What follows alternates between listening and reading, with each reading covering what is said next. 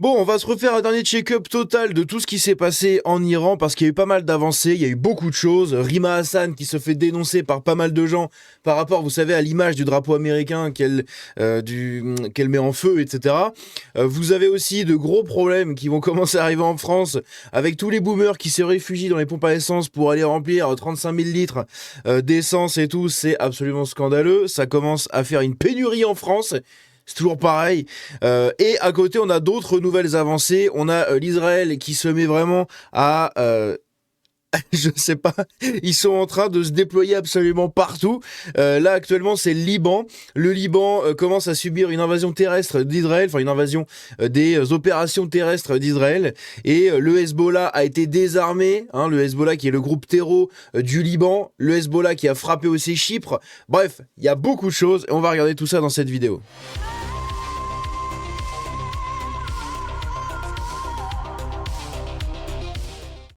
Alors déjà, pour commencer, on va peut-être mettre l'image. Juste ici, on a un truc intéressant. Hop là. On a un truc intéressant, c'est tout simplement l'Espagne, chers amis. L'Espagne qui a expulsé les bases américaines, hein, ou des militaires américains. Bref, on va regarder ça. L'Espagne a expulsé des avions ravitailleurs américains de ses bases militaires après avoir refusé de soutenir l'attaque contre l'Iran. Eh oui, l'Espagne qui soutient l'Iran. Qu'est-ce que c'est que ça? Ils ont absolument refusé de soutenir la coalition États-Unis, Israël et l'Europe, hein, parce que la France, l'Angleterre, l'Allemagne aussi s'est dit prête à aller aider les alliés américains si jamais il y avait besoin. Mais l'Espagne a refusé. Ok, pourquoi? On ne sait pas trop. Peut-être un ancien souvenir de ce qui s'est passé pendant leur siècle. Sous contrôle islamique, j'en sais rien, mais c'est absolument scandaleux. Ici, on a des précisions. L'Espagne n'a pas expulsé, à proprement parler, les forces américaines de toutes ses bases militaires, mais elle a interdit l'utilisation de certaines bases conjointes pour des opérations contre l'Iran, ce qui a entraîné le départ de certains avions américains. Cette décision est liée à son opposition aux frappes menées contre l'Iran, mais il n'existe pas de source officielle indépendante indiquant que l'Espagne a expulsé du personnel militaire. Donc voilà, hein, mais c'est peut-être... voilà, l'Espagne a refusé en tout cas de soutenir l'effort américain, israélien, tout ce que tu veux dans la guerre. Ils ont refusé de condamner en fait la violence qui a été faite en Iran, etc. En fait, ils se placent en pseudo-soutien de l'Iran, c'est très chelou. Le détroit d'Ormuz, donc le détroit d'Ormuz, comme à notre habitude, on va aller checker sur la carte où c'est. Donc le détroit d'Ormuz, c'est cette petite corne qu'il y a dans la péninsule arabique, hein, donc la péninsule arabique c'est tout ça. Vous avez ici cette petite corne qui fait la jonction entre le golfe d'Oman et le golfe persan, enfin le golfe perse, donc ça c'est le golfe perse à gauche, le golfe d'Oman juste à côté parce que c'est la province d'Oman. Et ici, vous avez du coup le détroit d'Ormuz. Le détroit d'Ormuz, c'est par ici que transite énormément de pétrole, hein, le pétrole du monde qui est extrait de beaucoup de ces pays-là, hein, le Koweït notamment, qui a comme seul lien ce côté-là de transport. Parce que l'Arabie Saoudite, etc., je pense qu'ils pourront se déplacer du côté ouest, hein, pour passer par la mer Rouge et ressortir ici dans la mer Arabe. Mais je pense que ça va être très compliqué au niveau du Koweït. Hein, ils sont obligés de passer par là en fait pour exporter leur pétrole. Pareil pour l'Irak qui passe aussi par là, l'Iran et compagnie. Et en fait, ça, c'est bloqué par l'Iran qui a énormément de bases tout le long et de contrôle. Et du coup, avec le conflit, l'Iran a annoncé fermer le détroit ou en tout cas empêcher et attaquer tout navire qui tentera d'entrer ou de sortir du Golfe. Donc tout navire qui tentera d'entrer ou de ressortir pour faire transiter le pétrole notamment, et pas que, eh bien se fera attaquer par l'Iran. Hein, donc c'est absolument génial, c'est magnifique. Ça court, ça part dans tous les sens. Voilà. Y a déjà des estimations sur le prix du baril qui pourrait remonter à plus de 100 $. Plus de 20% du pétrole dans le monde passe par ce détroit-là. Donc, en effet, hein, ça met un peu à mal la production mondiale. On pourra s'en sortir un peu plus parce que les pays de l'OPEP+, ont annoncé qu'ils allaient booster leur production et leurs exports.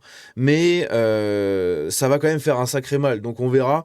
Après, la pénurie, par exemple, en France, qu'il y a et que vous avez peut-être déjà dû ressentir ou subir, elle est due à nos chers amis les moutons, les boomers et les pigeons en France qui, dès que ça passe cette TF1, attention, le pétrole, faut qu'on aille faire le le plein d'essence, et du coup tous ces connards vont faire le plein d'essence en même temps le même jour, et donc t'as une pénurie. Voilà, c'est absolument débile, mais c'est toujours pareil en fait, c'est ces gens-là qui foutent le bordel, et j'ai déjà vu pas mal de commentaires sur les réseaux qui dénoncent les boomers qui viennent avec des jerrycans de merde, prendre des 10 litres, 15 litres, en plus de leur plein d'essence, bref, c'est scandaleux. Bref, passons. Ici, on a un sujet intéressant, c'est le Hezbollah. Donc le Hezbollah, c'est un groupe terreau qui est au Liban.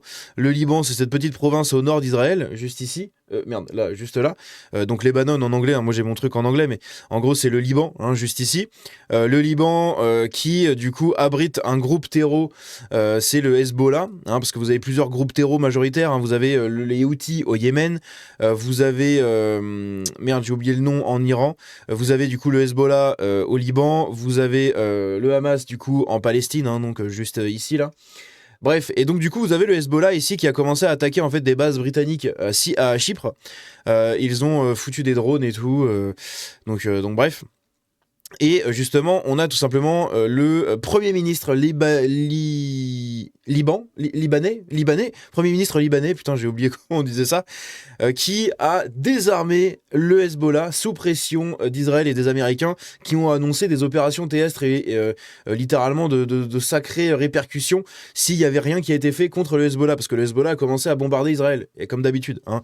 Vous avez toujours le Hezbollah, le Hamas, les Houthis et l'Iran qui se mettent à bombarder Israël, et inversement. C'est toujours comme ça que ça marche, et du coup le Hezbollah a commencé, donc Israël a dit bon, ça commence à nous casser les couilles, on va venir chez vous, hein, on va déployer des forces terrestres et vous allez voir ce que vous allez voir, la petite fessée du Seigneur. Et justement du coup le Premier ministre a désarmé, en plus ils ont une volonté de paix, hein, de ce que j'ai compris, peut-être vrai ou faux, mais ils ont une volonté d'apaisement dans le coin depuis un certain temps, donc ça va un peu là-dedans, donc on verra hein, ce qui arrivera, mais le Hezbollah a bien été désarmé, on va voir d'autres images à côté. Vous avez Didier Maisto, je sais plus ce qu'il fait, je crois que c'est un truc de Toxin ou quelque chose comme ça, je crois qu'il fait partie un peu de ces médias un peu alternatifs, qui nous dit le clou du spectacle, c'est le trio Macron-Starmer-Merz, donc France, Angleterre et Allemagne. Petit chef-d'œuvre de condoléances collectives, on y déplore les tirs iraniens et leur conclusion modeste, nous sommes prêts à des actions défensives proportionnées. Comme je vous ai dit, la France a dit à plusieurs reprises qu'elle était prête, et l'Iran a mis en garde l'Europe en disant si vous commencez à vous déployer, ça sera une guerre là. Là, ça va partir en guerre. Et on le sait qu'il y a beaucoup de cellules terreau, etc. en Europe, donc en fait, ils nous prennent par les couilles à ce moment-là. Il y a jusqu'à 350 000 dollars pour un jet privé entre Riyad et l'Europe. Riyad, c'est la capitale de l'Arabie Saoudite, hein. Donc l'Arabie Saoudite qui est là, Riyad qui est dans le centre-est. Et justement, du coup, entre l'Iyad et l'Europe, jusqu'à 350 000 € pour un jet privé. Eh oui. La demande d'évacuation explose, faisant flamber les prix des SUV et des avions privés. Voilà, c'est magnifique. Tout le monde veut se barrer, hein, comme à Dubaï. D'ailleurs, à Dubaï, les gens, la France et les États-Unis ont déclaré à tous leurs citoyens expatriés, en fait, de faire très attention, en gros, dans ce triangle de merde, hein, comme moi j'appelle ça, parce que c'est littéralement ça. Hein. C'est le triangle du mal sur la planète. Hein. Vous prenez ici l'Inde, vous montez jusqu'en Afghanistan, vous allez tout à gauche jusqu'en Égypte, Soudan, et vous redescendez, voilà. Tout ce coin ici avec le Pakistan et tout l'Ouest, toute la mer Arabe, etc. La Somalie où il y a des pirates et compagnie, bref, tout ça c'est un peu le triangle du mal. Et en gros, dans tous ces pays-là, l'Amérique et la France et l'Europe, hein, d'ailleurs même les différents pays européens, ont annoncé à leurs citoyens de faire très attention et de prendre des précautions, et s'ils pouvaient, de quitter, hein, tout simplement, le coin. Au moins 555 personnes sont mortes en Iran depuis le début des frappes israélo-américaines il y a 2 jours. À côté, vous avez les États-Unis qui affirment avoir frappé plus de 1250 cibles au cours des premières 48 heures du conflit avec l'Iran. Donald Trump prévient que les États-Unis ont les capacités pour un conflit durant plus longtemps que 4 semaines, donc plus qu'un mois. Les gardiens de la révolution avertissent les États-Unis qu'ils ne seront plus en sécurité. Le responsable de la sécurité de l'Iran affirme que son pays est prêt pour une longue guerre. Donc je pense qu'ils ont les moyens, hein, l'Iran, de durer très longtemps aussi. Ils ont des soutiens, hein, faut pas le négliger non plus. Ils ont des soutiens dans le coin, hein, l'Iran. Donc, il faudra faire quand même attention à tout ça et comment ça peut exploser un peu dans tous les sens, sans mauvais jeu de mots. Mais là, vous avez un visuel, hein, d'une ville iranienne, je sais pas laquelle c'est, j'en sais foutrement rien, mais qui a été frappée en fait à de multiples reprises. Et c'est l'apocalypse, quoi. C'est l'apocalypse. C'est assez impressionnant, hein, il faut le reconnaître. Israël affirme que le chef du Hezbollah finira au fin fond de l'enfer comme Khamenei. Donc ça, on verra du coup où ça mènera. Mais comme je l'ai dit, Le Hezbollah est en train d'être désarmé par le Liban, ils sont en train d'être chassés par l'armée libanaise aussi. Donc on verra encore une fois comment ça va évoluer, mais voilà, vous avez l'info, vous en faites ce que vous voulez. Ici, on a Vincent Hervouette qui affirme sur CNews, je ne vais pas vous passer l'extrait, on s'en fout, mais il affirme sur CNews que la France est le seul pays à ne pas féliciter Trump pour Khamenei. Eh oui, puisque par rapport à Mélenchon et à tous ses disciples, eh bien, il déclare « La France doit être le seul pays arabe où on n'acclame pas aujourd'hui Trump ». C'est ça qui est le plus frappant. Bon. Seul pays arabe, etc. C'est une vanne. Hein. Pascal Praud, d'ailleurs, l'a remis un peu à sa place parce que ça va être sorti de partout. Mais c'est absolument assez réel, hein, en vérité, puisque c'est l'un des seuls pays qui ne condamne pas tout ça en termes de la gauche, de l'islamo-gauchisme français, quoi. Et c'est fou, vraiment c'est fou. À côté, on a Trump qui, dans un discours sur l'île Longue, donc dans le Finistère, l'île Longue, c'est une des bases américaines, des bases françaises, des bases nucléaires françaises, où il y a des sous-marins, des trucs comme ça, comme vous voyez justement là, qui a du coup fait un discours par rapport, vous savez, à cette dissuasion nucléaire européenne. Hein. D'ailleurs, il veut donner un peu de dissuasion nucléaire à l'Allemagne et puis à d'autres pays européens, etc. Bon, c'est un truc que je ne soutiens absolument pas, parce que là, on touche à un dernier truc de notre souveraineté. Alors les gens disent, oui, mais comme ça permet à la France de prendre de contrôle dans l'Union européenne parce qu'on impose et tout. Ouais, mais non, je suis pas certain. Je suis pas certain que ça commencera comme ça. Après, j'ai pas encore assez de recul et j'ai pas encore trop étudié ce dossier-là. Je suis un peu plus ce qui se passe en Iran plutôt que ça. Donc, pour l'instant, on verra. Je laisse ce genre de sujet aux experts. Mais voilà. Et du coup, lors de ce discours pour ce sommet-là, il a dit « Tous ceux qui auraient l'audace de vouloir s'en prendre à la France savent le prix insoutenable qu'il y aurait pour eux à payer. » Il fait le malin, mais il n'est pas foutu de mettre 10 OQTF algériens dehors. Donc en fait, je ne comprends absolument pas cette prise de parole. C'est absolument débile et pour moi, ça attise plus les flammes qu'autre chose. Mais bref. À côté, donc, vous avez Rima Hassan, comme je vous l'ai dit, qui se fait dénoncer par énormément de gens sur les réseaux, énormément de lanceurs d'alerte, de comptes de news et tout. Et c'est le cas pour Visegrad24. Visegrad24 qui est un compte très suivi dans le monde en termes de géopolitique mondiale et de politique, etc., à plusieurs millions d'abonnés, hein, 1,6 million d'abonnés quand même, c'est pas mal. Et donc il dénonce le fait que Rima Hassan, une eurodéputée franco-palestinienne, bon, elle n'est ni française ni palestinienne selon moi, hein, c'est une Syrienne qui est née dans un camp, c'est tout. À la limite, elle est palestinienne si elle veut dans sa tête, mais en tout cas, elle est loin d'être française, cette charmante madame. Et à part sa carte d'identité, elle n'a rien du tout de française, d'accord ? Ni ses combats, ni ses convictions, ni rien en fait ne sont en rapport avec la France. Donc voilà, la France pour elle est simplement un outil qui lui donne la puissance nécessaire pour pour imposer au monde un discours et des combats que personne ne veut et que tout le monde s'en branle. Mais bref. Et donc du coup, elle avait chialé hein, quand Khamenei s'est fait déglinguer, puisque elle avait posté justement ce drapeau américain en feu sur son compte Twitter, hein, absolument scandaleux. Et d'ailleurs, si je ne m'abuse, elle a perdu sa coche gouvernementale grise. Elle a la coche bleue maintenant de Twitter, donc à voir si ça change quelque chose ou pas, si ça veut dire quelque chose ou pas, mais il y a peut-être un truc qui est en train de se passer en sous-marin, on sait pas. Bref, et donc du coup elle se fait dénoncer par des comptes comme ça. Ça a été repris par d'autres aussi newsers, etc. On a l'épouse du guide suprême qui est morte des suites de ses blessures lors des frappes américaines et israéliennes qui ont aussi coûté la vie à Khamenei. Donc elle avait 79 ans. Du coup, elle est morte. Hein, voilà, la femme et le père et la mère de la nation iranienne sont morts. Hein, enfin, de la nation iranienne islamique sont morts. On a Conversano, pareil, qui fait un tweet en anglais pour dénoncer en fait Rima Hassan, justement. C'est comme je l'ai dit, c'est en train de faire un gros scandale. Hein. Quand vous avez, je crois, dans l'onglet recherché, vous avez ce truc-là. C'est pas marqué, c'est marqué à droite. Regardez, les news aujourd'hui, vous avez donc Macron par rapport à la dissuasion nucléaire, etc. Et vous avez Rima Hassan. Rima Hassan, qui se fait dénoncer par beaucoup de gens, beaucoup de trucs comme ça, justement sur ce drapeau américain. Donc je vous le dis, hein, c'est en train de prendre de l'ampleur. Donc tant mieux. Il faut qu'elle ait ce qu'elle mérite, tout simplement, c'est-à-dire une déchéance de nationalité, une exclusion définitive du territoire européen et qu'elle retourne faire je ne sais quoi dans son camp en Syrie. Voilà, qu'elle retourne faire mumuse là-bas ou avec ses copains du Hamas. Bloqué à Dubaï, Vincent Moscato tacle les influenceurs présents sur place et apporte son soutien aux Iraniens. Donc le peuple iranien, attention. Oui, c'est pas les Iraniens islamisés, c'est le peuple iranien, d'accord? Par respect pour ceux qui morflent vraiment, on ne va pas se plaindre. Pour les chialeurs, les influenceurs qui veulent faire du drama, quelle bande de pompes, vous faites honte à la France. Il ajoute, va vendre ton dentifrice ou tes merdes, on s'en fout que tu n'aies pas dormi de la nuit, on est là, on va s'en sortir, on va rentrer tranquille. Je suis plutôt d'accord avec ce qu'il dit. À côté, voilà, hein, un patriote aussi, je ne sais quel pays, d'Australie, voilà, un patriote australien entre guillemets, en tout cas un mec australien qui dénonce justement Rima Hassan encore une fois en disant enlevez-lui la citoyenneté et faut la déporter, enfin faut la remigrer. Le Premier ministre libanais interdit toute activité militaire du Hezbollah et demande de remettre ses armes à l'État, alors que l'organisation lance des roquettes sur Israël en représailles suite au meurtre des mollahs en Iran. En Afrique, la zone frontalière reliant le Bénin, le Niger et le Nigeria est devenue en 2025 un nouveau foyer des violences djihadistes, hein, selon une étude de l'ONG ACLED. Donc ça c'est pareil, en fait l'Iran et les groupes terreaux de la péninsule arabique, hein, du monde arabe, donc globalement ici, du Moyen-Orient, sont aussi très fortement alliés avec ceux qui sont ici en Afrique centrale, dans ces eaux-là.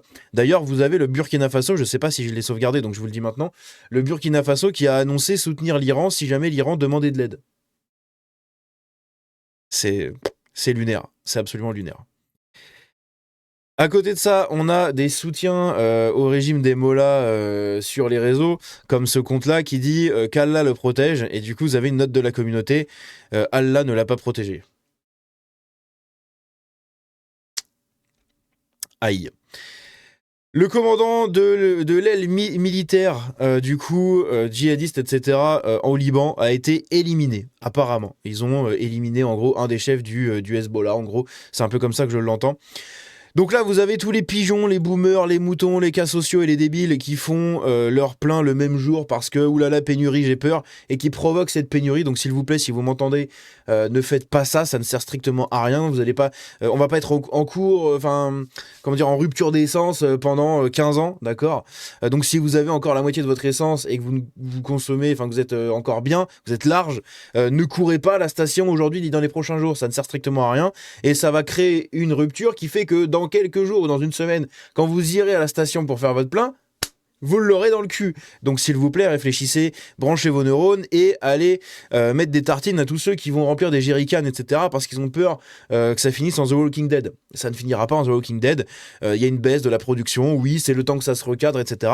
Mais ça sert à rien de paniquer et de faire les abrutis à courir dans les stations essence comme ça, comme des golemons. Donc s'il vous plaît, arrêtez. Hein, ça ne sert strictement à rien. Et putain, sensibilisez vos proches aussi. Hein, vos parents et tout, là, vos boomers de parents et vos voisins et vos enfants à moitié débiles, formez-les pour qu'ils ne fassent pas cette connerie. Bref.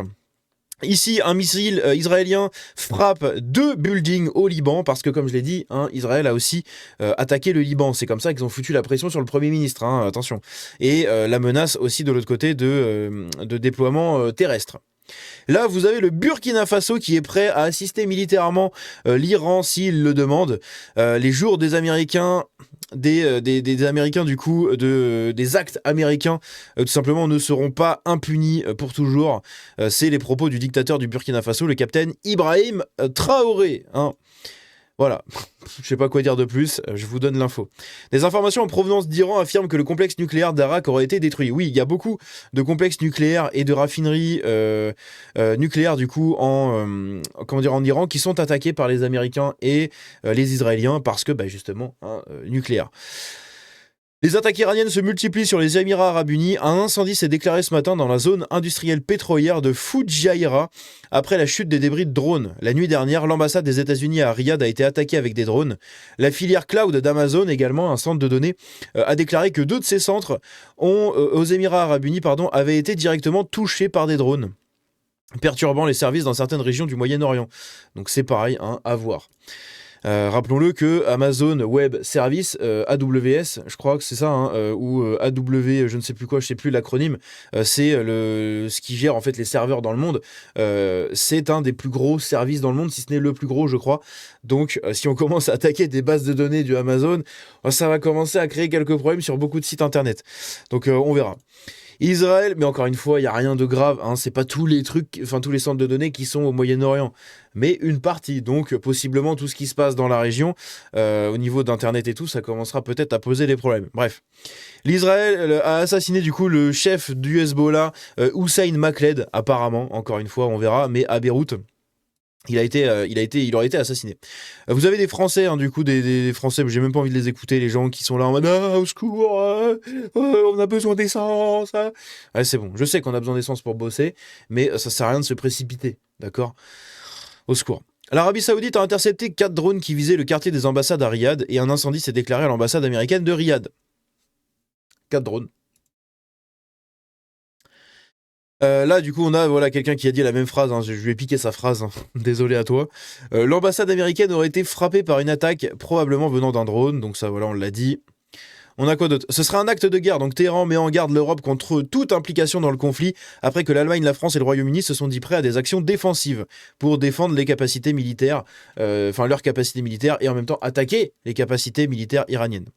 Là, on a le gouvernement américain qui met en garde tout simplement les gens et leur demande de partir via des vols commerciaux de tous ces endroits à risque. Donc le Bahreïn, l'Égypte, l'Iran, l'Irak, Israël, Gaza, la Jordanie, pardon, Jordan Bardella, non, la Jordanie, le Koweït, le Liban, la province d'Oman, le Qatar, l'Arabie Saoudite, la Syrie, les Émirats Arabes Unis et le Yémen. En gros, tout ça là. Tous ces pays ici, là, merde, je vous le mets pas. Tous ces pays ici, en gros, c'est ça. Ensuite, qu'est-ce qu'on a d'autre? Des avions Rafale basés aux Émirats Arabes Unis ont mené des opérations de sécurisation du ciel au-dessus des bases françaises au Moyen-Orient, a déclaré le ministre des Affaires étrangères Jean-Noël Barrot. Très intéressant. Le bilan des soldats américains tués dans la guerre s'aggrave à 6 militaires, donc on a 6 militaires américains qui ont perdu la vie. À côté, vous avez l'armée libanaise qui se replie de la frontière après le lancement d'opérations terrestres israéliennes en territoire libanais, parce que du coup Israël a commencé apparemment à déplacer des troupes à cet endroit-là, hein, du coup à la frontière. Et là on voit, hein, tous les convois militaires qui s'en vont. Guerre au Moyen-Orient, le Liban replonge dans l'horreur. Les frappes israéliennes ont fait 52 morts, 154 blessés et 29 000 déplacés en une seule journée. Israël affirme avoir frappé plus de 70 cibles du Hezbollah et n'exclut pas une opération terrestre. Comme je vous l'ai dit, le Hezbollah, ça y est, ça va être finito aussi. Évidemment, ça va recréer d'autres succursales à droite, etc., hein, à droite à gauche, mais au moins le Hezbollah, en tant qu'entité propre, va être démantelé. La France se tient prêt à leur demande, hein, donc voilà, si jamais il y a des pays alliés qui nous demandent l'aide, on ira, hein, comme des bons besnios que nous sommes. La guerre au Moyen-Orient, 2 centres de données d'Amazon aux Émirats Arabes Unis ont été frappés par des drones, donc ça on l'a vu. Et la France se prépare à affréter des vols pour rapatrier ses ressortissants les plus vulnérables. Donc si jamais vous êtes concerné par ça, n'hésitez pas à vous rapprocher de l'ambassade, des responsables politiques ou je ne sais quoi, parce que justement vous avez peut-être des vols qui seront affrétés en urgence pour vous. Bref, on a fait un check-up global de ce qui s'est passé depuis la dernière vidéo. Je vous remercie pour les très très bons retours. J'ai été extrêmement choqué, vite fait, je vous fais un mot là. J'ai été extrêmement choqué des bons retours sur la dernière vidéo, justement, avec la tête de Macron, leur miniature, sur la France qui est attaquée et qui se dit prête à rejoindre le conflit. Parce que vous avez été très très bienveillant, vous avez précisé pas mal de choses, vous avez corrigé aussi quelques-unes de mes erreurs, et surtout, vous avez apprécié en fait le ton, les explications, aussi avec les cartes. Hein. J'ai vu que beaucoup de gens apprécient que je montre en fait sur une carte où se situent les endroits, etc. Et moi, je suis très content du coup de tous ces retours, vraiment. Je sais pas comment expliquer ça, mais en fait, je suis vraiment très content. J'ai été très très agréablement surpris, parce que j'ai fait ma vidéo comme je l'ai fait tout le temps, voilà, normal, je vous la balance, je regarde les commentaires et tout, souvent ça parle du sujet et basta. Mais là, il y a eu beaucoup de commentaires. Merci, c'est très bien expliqué, c'est très précis, c'est détaillé, t'expliques bien les choses, machin. Et du coup, franchement, ça m'a fait hyper plaisir. Donc, je vous avoue que ça fait quand même bien plaisir quand on vous produit des vidéos comme ça et qu'il y a de très très bons retours. J'ai toujours des merci, etc. sur toutes les vidéos, mais là, j'en ai eu plus que d'habitude. Et par rapport vraiment à comment je fais la vidéo, donc à vous montrer sur des cartes, vous expliquer, essayer de contextualiser et tout. Et franchement, je suis agréablement surpris, pardon. Donc, un grand merci à toutes et tous pour votre soutien, pour les nombreux likes, etc. Comme d'habitude, n'oubliez pas de booster les vidéos, hein. de booster les vidéos quand c'est disponible. Et n'oubliez pas le petit pourboire juste ici, même si vous donnez que 1 ou 2 euros, bah, c'est toujours 1 ou 2 euros. Hein, et vous savez que si vous êtes 200, 300, 500, 10 000, 3 milliards, si vous êtes 3 milliards à me donner 1 euro, bah, je suis 3 milliardaires. Non. Non, mais du coup, voilà, n'oubliez pas le petit type, hein, parce que c'est quand même un taf à plein temps, hein, que je fais. Je bosse en 7 jours sur 7 depuis maintenant un peu plus de 2 ans. Je bosse en 7 jours sur 7 et tout simplement, ça me prend toute la journée, hein, parce que je dois checker les news, etc. Je dois regarder, je dois aussi vérifier en allant faire des recherches sur Internet, parce que les IA sont quand même pas mal biaisées, notamment avec tout ça, tous ces conflits. Donc je dois moi-même aller chercher sur des sites étrangers que je dois traduire pour essayer de comprendre et tout.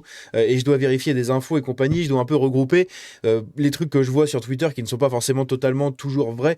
Donc il faut que je fasse un tri, etc. Donc c'est vraiment un putain de taf. Donc un grand merci à tout le monde pour votre soutien. On se dit à la prochaine, prenez soin de vous, passez une très bonne journée et encore merci pour toute votre bienveillance. Vous êtes la meilleure communauté de YouTube, hein, mais ça, vous le saviez déjà. Vive le slip, à bientôt.